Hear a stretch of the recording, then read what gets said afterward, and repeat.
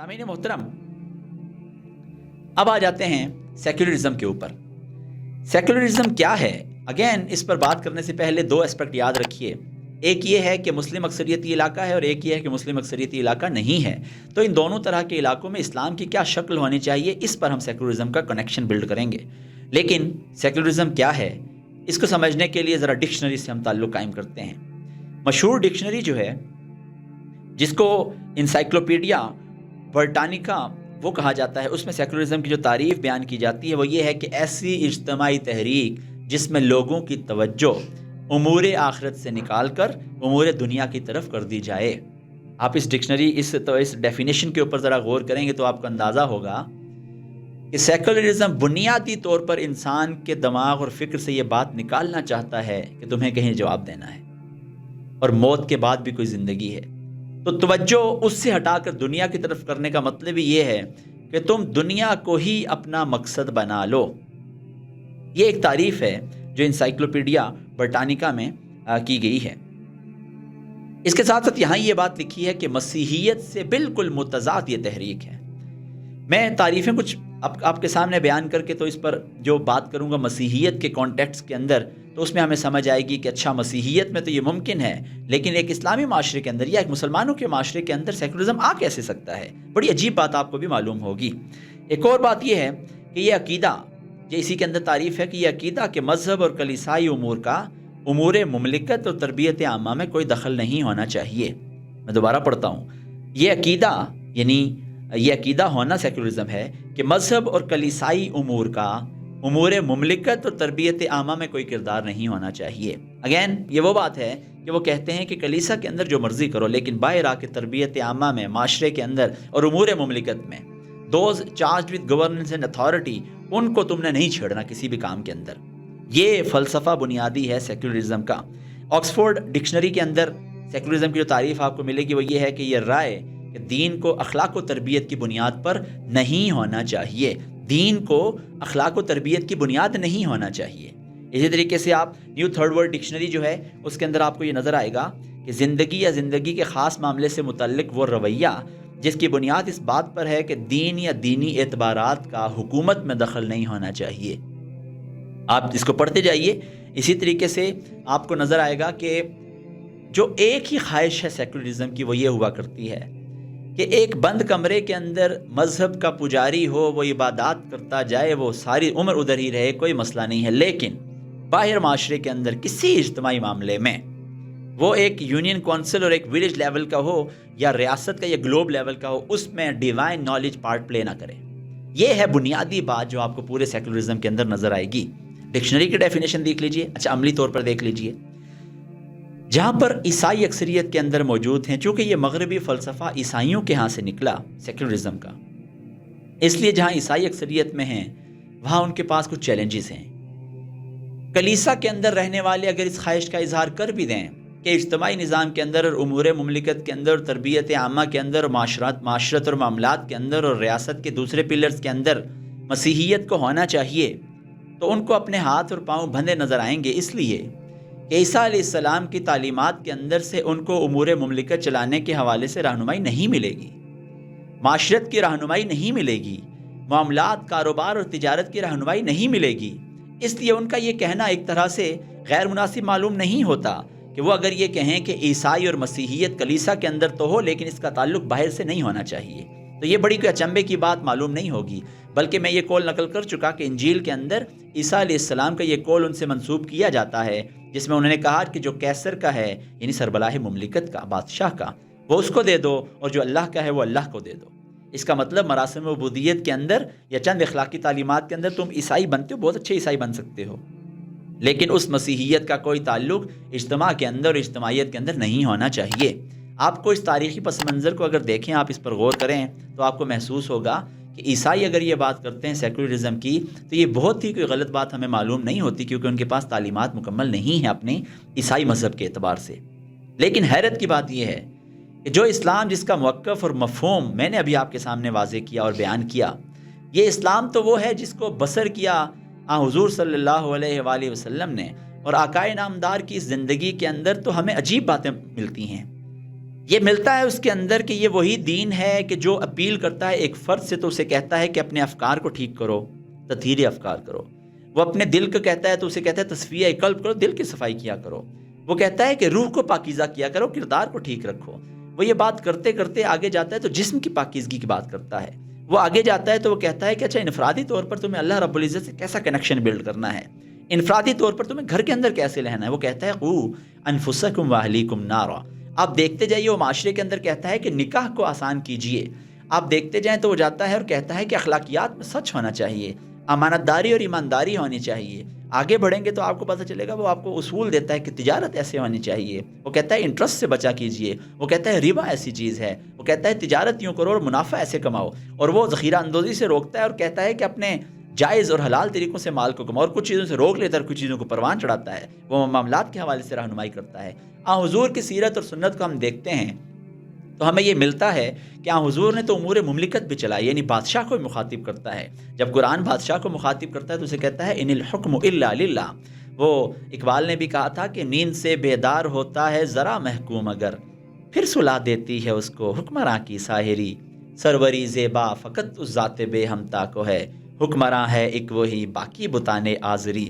تو یہاں سربراہ مملکت کو بھی دین مخاطب کرتا ہے، دین اسلام، اور وہ اس کو کہتا ہے کہ تم یہاں پر شتر بے مہار کی طرح زندگی نہیں گزار سکتے، اپنی مرضی کے فیصلے نہیں کر سکتے۔ چند اصول ہیں جن کی تمہیں پابندی کرنی ہے، افرو اور تفصیلات کے اندر تمہیں اجازت ہے۔ جدیدیت کو لے کر آؤ اور اپنے آپ کو آگے بڑھاتے جاؤ۔ وہ تمہیں تقدیر کے اوپر پھینک نہیں دیتا کہ وہ اقبال نے کہا تھا کہ ضمیر مغرب ہے تاجرانہ، ضمیر مشرق ہے راہبانہ، وہاں دگر گوں ہے لہجہ لہجہ، یہاں بدلتا نہیں زمانہ، خبر نہیں کیا ہے نام اس کا، خدا فریبی کہ خود فریبی، عمل سے فارغ ہوا مسلمہ بنا کے تقدیر کا بہانہ۔ تو محمد مصطفیٰ صلی اللہ علیہ وسلم کی سنت ہمیں نظر آتی ہے، وہ تو جدیدیت کی طرف لے کے جاتی ہے، وہ راہبانہ زندگی کی طرف نہیں لے کے جاتی۔ وہ سربراہ مملکت کو یہ کہتی ہے کہ جدید ٹیکنالوجیکل ایڈوانسمنٹ لے کر آؤ اور بالکل بہترین قسم کے حکمران بنو اور اپنی امت کو ایک شاندار مقابلے کی صورت میں تیار کر کے رکھو۔ وہ یہ طے کرتی ہے کہ امور داخلہ کیسے چلانے ہیں، وہ یہ طے کرتی ہے کہ ڈیفنس کیسا ہونا چاہیے، دین رہنمائی کرتا ہے، سیرت اور سنت رہنمائی کرتی ہے کہ امور خارجہ کیسے چلانے چاہیے، وہ رہنمائی کرتی ہے کہ عدالت کیسی ہونا چاہیے، وہ رہنمائی کرتی ہے کہ معاشی نظام کیسا ہونا چاہیے۔ اس لیے محمد مصطفیٰ صلی اللہ علیہ وآلہ وسلم کی سنت اور سیرت اور محمد مصطفیٰ صلی اللہ علیہ وسلم پر نازل ہونے والا کلام ہمیں تفصیلی مباحث کے اندر لے کر جاتا ہے کہ فرد سے لے کر اجتماعیت تک دین کیسے ہونا چاہیے۔ اس لیے اسلام کا پروردہ فرد، اسلام پر چلنے والا، اسلام کا نعرہ لگانے والا، اپنے آپ کو مسلمان کہنے والا ایک مسلم اکثریتی علاقے کے اندر سیکولرزم کی بات کر کیسے سکتا ہے؟ اس لیے آپ کو معلوم ہوگا کہ اجتماعیت سے دین اسلام کو ہٹا دینا دین اسلام کے 90% امور سے خود کو دور کرنے کے مترادف ہے۔ آپ قرآن کریم کو، سیرت کو، رجمہ کو دیکھیے۔ اگر کسی سیکولرزم کے حامی اور اس بیانیہ پر چلنے والے فرد کا موقف یہ ہے کہ ہاں اوریجنلی قرآن ہی ہدایت ہے، اوریجنلی محمد صلی اللہ علیہ وسلم کی سیرت ہی ہمارے لیے سنت ہے، اور اوریجنلی اجماع ہی ہمارے لیے حجت اور دلیل ہے، تو وہ یہ بات کر ہی نہیں سکتا کہ مسلم اکثریتی علاقے کے اندر سیکولرزم کیسے زندہ رہے گا۔ اس لیے سامعین محترم، ہم یہ بات کہنا چاہیں گے کہ سیکولرزم کے حامی لوگ اگر الحاد پر چلے جائیں تو یہ ان کے لیے زیادہ مناسب ہے، یعنی اللہ کو بھی ماننا، محمد مصطفیٰ صلی اللہ علیہ وسلم کو بھی ماننا، دین اسلام کو حجت اور دلیل بھی ماننا، لیکن آدھے کو قبول کرنا، یہ تو وہ بات ہے کہ جس کا مطلب یہ نکلتا ہے کہ اللہ کو نہ مانا جائے تو کوئی حرج تو نہیں ہے۔ ایک فرد انفرادی طور پر پھر کیوں اللہ کو مانے؟ زخم بھی لگاتے ہو، پھول بھی کھلاتے ہو، کتنے کام لیتے ہو، ایک مسکرانے سے، ایک ظلم کرتا ہے، ایک ظلم سہتا ہے، آپ کا تعلق ہے کون سے گھرانے سے؟ واضح ہو جائیے، یا تو اللہ کو مانیے یا اللہ کو نہ مانیے، یا دین اسلام کو حجت دلیل مانیے، شریعت اور سنت کو مانیے یا نہ مانیے۔ یہ افتؤمنون ببعض الکتاب وتکفرون ببعض، یہ تو بالکل وہی سٹائل ہے، وہی انداز ہے، وہی طریقہ کار ہے جو بنی اسرائیل نے کیا، اور بنی اسرائیل کے ساتھ اللہ رب العزت نے کیا کیا، ان تعلیمات سے بھی قرآن کریم بھرا پڑا ہے۔ اس لیے ایک مسلمان اگر حجت اور دلیل ان سب ذرائع کو مانتا ہے جو ہم نے بیان کیے، تو اس کو یہ مکمل ماننا چاہیے کہ اسلام اور سیکولرزم یہ بالکل الٹ ہیں، یہ مل کر نہیں چل سکتے۔ اللہ رب العزت اگر اللہ بند کمرے کے اندر ہے تو وہی اللہ رب العزت اللہ معاشرے کے اندر بھی ہے، وہی اللہ رب العزت اللہ جو ایک مسلم اکثریتی علاقے کے اندر ہے۔ ہاں، جہاں مسلمان اقلیت کے اندر ہیں وہاں یہ کہا جا سکتا ہے کہ کہ وہ جس حد تک اسلام پر چل سکتے ہیں وہ چلیں، کیونکہ باقی نظام سپورٹیو نہیں ہے۔ لیکن مسلم اکثریتی علاقے کے اندر اسلام اپنی اصل شکل میں ہوگا، اور اصل شکل اس کی جو ہے وہ عقیدے سے شروع ہوتی ہے اور ریاست تک جاتی ہے۔ یہ ہے وہ اسلام اور یہ ہے وہ سیکولرزم، جس کے اوپر اگر بات شروع کی جائے مزید بھی بات ہو سکتی ہے، لیکن آج کی اس گفتگو میں ہم نے یہ واضح کرنے کی کوشش کی کہ موقف کا تعین ضروری ہے، اختلاف کی صورت میں رجوع کہاں کیا جائے گا، اور اسلام کا مفہوم بنیادی طور پر کیا ہے، اور سیکولرزم کا مفہوم بنیادی طور پر کیا ہے۔ آخری میں بات یہ کرنا چاہوں گا کہ پاکستان کی سوسائٹی کے اندر اسلام کیا وہی اسلام گردانا جاتا ہے جو اسلام ہم نے ابھی بیان کیا؟ کہیں اس کے اندر سیکولرزم کا شائبہ تو نہیں؟ نام عبداللہ اور عبد الرحمن ہونے کے باوجود کہیں اب سیکولرزم پر چلنے والے تو نہیں ہیں؟ ذرا توجہ کیجئے گا، پاکستان کی ساری پولیٹیکل پارٹیز کو دیکھا جائے تو آپ کو ان کے اندر کیا چیز نظر آتی ہے؟ انفرادی طور پر ان پولیٹیکل پارٹیز میں حفاظ بھی ہوتے ہیں، بڑی جبے اور دستار والے بھی ہوتے ہیں، بڑی بڑی داڑھیوں والے بھی ہوتے ہیں، بڑی بڑی تعلیمات دینے والے بھی ہوتے ہیں، لیکن اجتماعی دائرے کے اندر جب وہ مقننہ اور اختیار کے اندر جاتے ہیں، وہ ہم جنس پرستی کے بل پاس کرتے ہیں، وہ آپ کو نظر آتا ہے کہ سود کی حرمت کو چیلنج کرنے والے بل پاس کرتے ہیں، تو مجھے اجازت دیجیے یہ کہنے کی کہ پاکستان کی پولیٹیکل پارٹیز میں میکسیمم، اگر میں 100% کہہ دوں تب بھی شاید مبالغہ نہ ہو، لیکن میکسیمم پارٹیز سیکولر پارٹیز ہیں۔ کیوں؟ اس لیے کہ انفرادی طور پر تو وہی بالکل مسیحیت والا کام کرتی ہیں، انفرادی طور پر وہ اللہ کی عبادت بھی کرتے ہیں اور اللہ کو مانتے بھی ہیں، لیکن جب اجتماعی دائرے کے اندر جاتی ہیں، اس دائرے کے اندر جا کر اپنی خواہشات کی پیروی کرتی ہیں یا کسی اور اللہ کی سننا شروع کر دیتی ہیں۔ یہی سیکولرزم ہوا کرتا ہے۔ اجازت دیجیے یہ کہنے کی کہ جو روایتی مذہبی پارٹیاں ہیں، جو اپنے آپ کو تبلیغ اور دعوت تک محدود رکھتی ہیں، وہ جس مرضی رنگ کا جبہ اور دستار پہن لیں، وہ جس مرضی رنگ کا چوغا پہن لیں، دستار کے ہر پیچ کی تحقیق ہے لازم، ہر صاحب دستار معزز نہیں ہوتا۔ آپ روایتی مذہبی پارٹیوں کو دیکھ لیجئے جو فرد کو ٹھیک کرنا چاہتی ہیں، لیکن اجتماعی دائرے کے اندر پرواہ نہیں کرتے کہ کیا چل رہا ہے۔ مسلم اکثریتی علاقہ ہے تو اجازت دیجیے یہ کہنے کی کہ ان میں اور عیسائی پاپائیت کے پروردہ لوگوں میں کوئی فرق نہیں ہے۔ اس پادری میں اور ان میں کیا فرق ہے جو کہتا ہے کہ آپ آ جائیے کلیسا کے اندر، اللہ موجود ہے، اس کی ہم تعلیمات کرتے ہیں اور اس کے نغمے گاتے ہیں اور اس کا کلام پڑھتے ہیں۔ یہ لوگ بھی یہی کہتے ہیں کہ آئیے اپنے آپ کو پاک کیجیے، چھوڑیے دنیا کو، دنیا میں جو چل رہا ہے۔ اے مرد خدا تجھ کو وہ قوت نہیں حاصل، جا بیٹھ کسی غار میں اللہ کو کر یاد، مسکینی و محکومی و نومیدی جاوید، جس کا یہ تصوف وہ اسلام کر ایجاد، ملا کو جو ہے ہند میں سجدے کی اجازت، ناداں یہ سمجھتا ہے کہ اسلام ہے آزاد۔ اس لیے روایتی مذہبی پارٹیاں جو پاکستان کے اندر ہیں، توجہ کیجئے، غور کیجئے، کہیں ان میں بھی آپ کو سیکولرزم کا شائبہ تو نظر نہیں آتا۔ انفرادی طور پر اللہ سے جوڑنے والی اور اجتماعی دائرے میں اللہ سے بغاوت کا نظام چل رہا ہے، ان کو پرواہ نہیں۔ محمد مصطفیٰ صلی اللہ علیہ وسلم آج یہاں ہوتے تو وہ کیا اس طرح کی روایتی مذہبی پارٹی کے ساتھ ہوتے؟ ہرگز ایسا نہیں ہے۔ سیاسی پارٹیوں کی بات ہو گئی، مذہبی پارٹیوں کی بات ہو گئی، تو بس ڈھونڈیے کس کا موقف ایسا ہے جیسا اسلام وہ اسلام ہے جس کو ہم نے ابھی بیان کیا۔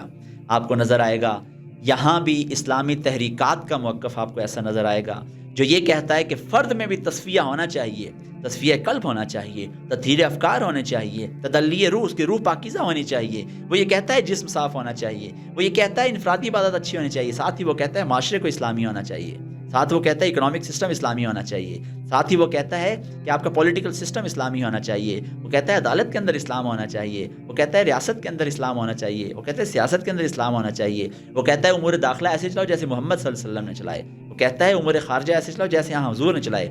اس کو کہتے ہیں اسلامی تحریکات، جو دین کو بحیثیت نظام لانے کے لیے بپا ہیں۔ یہ آپ کو پاکستان میں بھی نظر آئیں گی، یہ آپ کو تیونس میں نظر آئیں گی، یہ الجزائر میں نظر آئیں گی، یہ جبوتی میں آپ کو نظر آئیں گی، یہ مصر کے اندر نظر آئیں گی، یہ سوڈان کے اندر نظر آئیں گی، یا ٹرکی کے اندر نظر آئیں گی، یا آپ کو انڈیا کے اندر نظر آئیں گی، یا بنگلہ دیش کے اندر نظر آئیں گی۔ ان سب کی یہ ایک فکر ہے، اور وہ فکر یہ ہے کہ اسلام اپنی مکمل اور اصل شکل میں اس دنیا کے اوپر ہونا چاہیے۔ اسلام دبنے کے لیے نہیں آیا، اسلام حکمرانی کے لیے آیا ہے۔ اسلامی تحریکات ہی وہ اسلام چاہتی ہیں جو سیکولرزم کے شائبے سے بھی دور ہے۔ اس کے علاوہ کوئی بھی پارٹی ہے، کوئی بھی تحریک ہے، کوئی بھی اجتماعیت ہے، تو آپ کو اس کے اندر سیکولرزم کا شائبہ نظر آئے گا، کسی کے اندر کمیونزم کا شائبہ نظر آ سکتا ہے، کسی کے اندر کیپٹلزم کا شائبہ نظر آ سکتا ہے، کسی کے اندر الحاد آپ کو نظر آ سکتا ہے، لیکن وہ اسلام نہیں ہے، کیونکہ اسلام دو ٹوک واضح اپنا موقف رکھتا ہے، اپنا متعین مفہوم رکھتا ہے، اور اختیارات کی صورت میں وہ تمام تر اختیارات اللہ رب العزت کو محمد مصطفیٰ صلی اللہ علیہ وسلم کو اور اجماع امت کو دیتا ہے۔ اللہ تعالیٰ سے دعا ہے کہ اللہ تعالیٰ ہمیں صحیح اسلام کو سمجھنے، اس پر عمل کرنے اور اس کی ترویج کرنے کی توفیق عطا فرمائے، اور سیکولرزم اور باقی جتنے ازمز ہیں ان کے شائبے سے بھی دور رہنے اور ان کا مقابلہ کرنے کی توفیق عطا فرمائے۔ جزاک اللہ خیر۔ السلام علیکم۔